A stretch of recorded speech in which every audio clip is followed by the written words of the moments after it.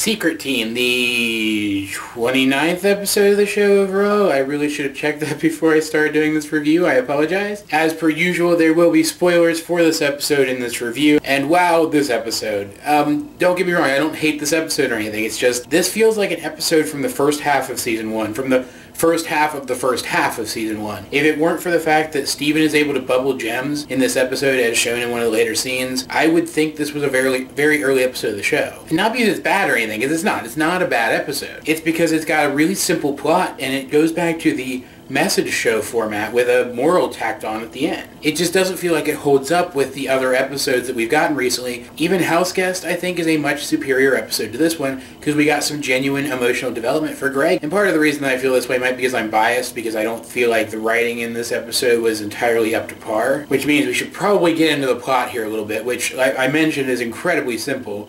Pearl is messing around with a rose quartz bubble filled with gem shards, and Amethyst and Steven, who have been playing around in Amethyst's room of the temple, catch her, and Steven accidentally pops the bubble and lets all the gem shards go. They regenerate into random arms and legs, and they start going nuts throughout the entire temple, and Pearl and Amethyst are absolutely terrified that Garnet's going to quote-unquote kill them. They actually said, Garnet's going to kill us. And this is where I feel like the writing is just really subpar this episode, because while Garnet has been known to be strict about certain things before, we have never gotten the sense that she would actually harm the other gems to the point that they would die. She might spar with them, and we do see later in this episode that she messes with them a little bit to get her point across, but she wouldn't actually really hurt them. So I just don't understand the huge, gross overreaction here. And I imagine it's probably to draw contrast between their reactions and Steven's reaction, and Steven doesn't really take this as seriously as they do. But you can get that contrast without having your characters explicitly say that another one of the main heroes is going to murder them dead. Anyway, moving on from my little mini rant here, Steven decides that they're going to form Secret Team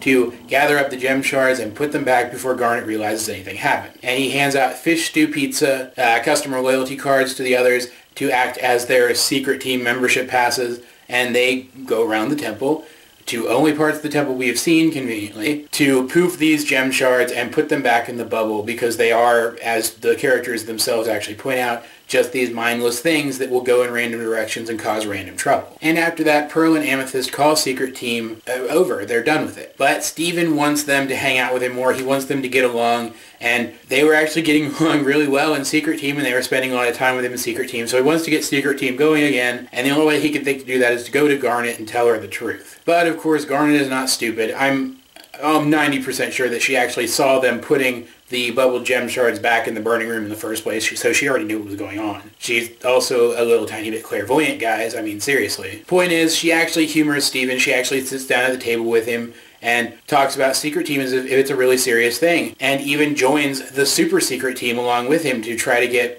Pearl and Amethyst to start getting along better again. And it's in this moment that you realize that Garnet is playing along with Steven in the kind of way that any mom would play along with their kid when he wants to do this goofy kind of spy thing. And it's this really cute scene, and I think this scene right here of them sitting in the pizza place together talking is the highlight of this entire episode. But anyway, Garnet says, I know how to deal with Pearl and Amethyst. So they go back to Pearl's room in the temple, and Steven takes the blame. He's doing it for show, obviously, because he realizes Garnet has some kind of plan, but he doesn't know what it is. And Pearl and Amethyst are still so terrified of Garnet that they won't tell her the freaking truth, which is terrible writing. Why are they so scared of her? Nothing that we have seen prior to this, nothing that we have seen in this episode, nothing that we will see in this episode, and nothing we will ever see after this suggests that they should be this afraid of Garnet. Why? Why are they this afraid of Garnet? Again, moving along, Garnet, she starts lecturing them. Well, she starts lecturing Steven because at this point he's still taking the blame. And then all of a sudden an arm reaches up out of the water and grabs Garnet and pulls her under, and it looks like one of the gem shards is still out. Then another arm pops up and starts fighting Amethyst. The first arm is fighting Pearl. They're both getting their butts royally handed to them. Steven has no idea what's going on. Come to find out, it's actually Garnet. She has shapeshifted her hands into giant hands and beat them simultaneously, using both of her hands to fight different opponents while she couldn't see them because she was under the water. Garnet's really freaking powerful, guys. And then she gives them a lecture, and she says basically the exact same thing that I've been saying, that they've been acting ridiculous. that there is no reason for any of them to be acting against each other because they're all on the same team. And then it closes on a shot of them all standing together. And again, I want to reiterate very, very strongly that I don't hate this episode. I just feel like the writing in this episode is really, really flawed. And that it brings down what could have been a really interesting episode, a really interesting look at the characters and how they interact with each other, down to just another message show. Though we do get a couple of really interesting things in this episode. First of all, we now know that gem shards are not dead in the sense that we consider dead things. They don't just stop working. They can still do stuff. They're dead mentally. They no longer have intelligent minds. That's how they're dead. But otherwise, they still have power. They can still form something resembling bodies, and they can still perform actions. All of which is really interesting and really gets you thinking about gem technology, which seems to be powered by gem shards. We also have a line from Pearl at the very beginning of the episode when she is clearly making excuses as to why she has the rose quartz bubble.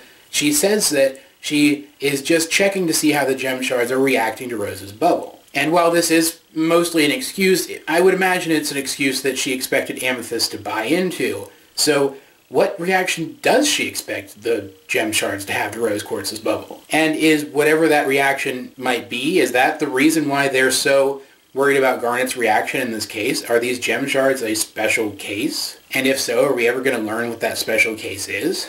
I don't know, it's just stuff to think about, stuff that I find interesting in an episode that I otherwise find pretty lackluster. But of course, as always, guys, if you have seen this episode, what do you think of it? Let's get a discussion going in the comment section down below about the episode, or about the gem shards, or the rose quartz bubble, or any of the stuff I talked about in this review, because quite frankly, I think that stuff's a little more interesting than the episode itself. Either way, this has been AJ22, and I will talk to you guys later.